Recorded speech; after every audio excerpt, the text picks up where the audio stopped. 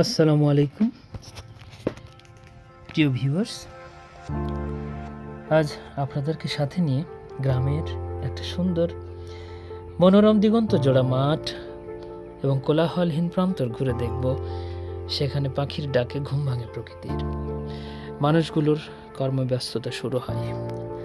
আমরা যারা শহরে থাকি তাদের কিন্তু এই ধরনের সুন্দর মনোরম পরিবেশ দেখার সৌভাগ্য খুব কমই হয়। তবে সময় পেলেই চেষ্টা করবেন গ্রামে একটু ঘুরে যেতে।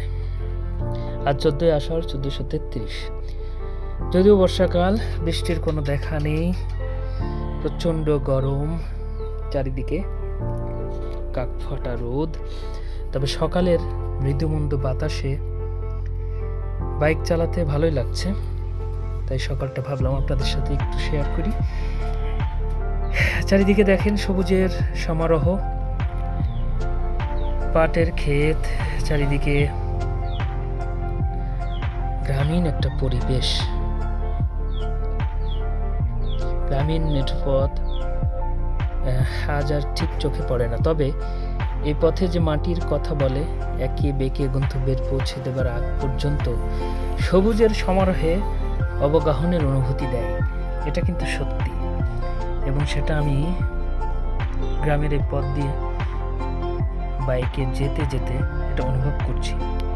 এবং ছোটবেলা থেকেই আমরা অনুভব করেছি, গ্রামে আমরা বেশ কিছু বছর কাটিয়েছি।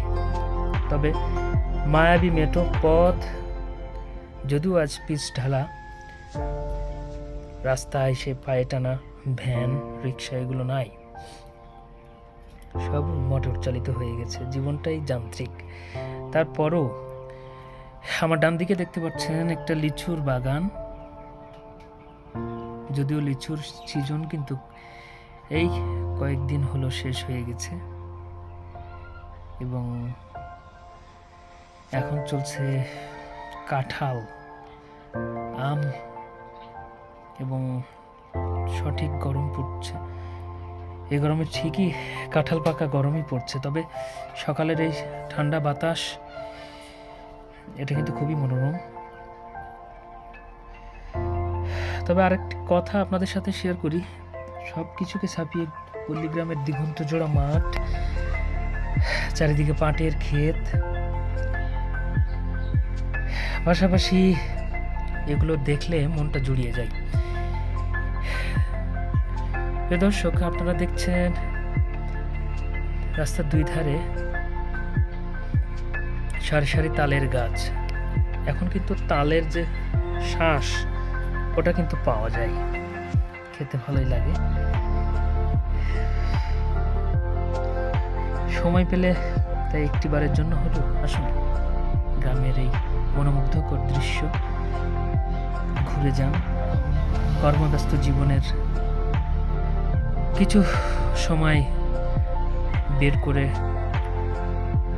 নীরব, কোলাহলহীন, মুক্ত প্রান্তর, অবিরত মাঠ, এগুলো দেখুন, চোখ মন দুটি জুড়িয়ে যাবে আশা করি।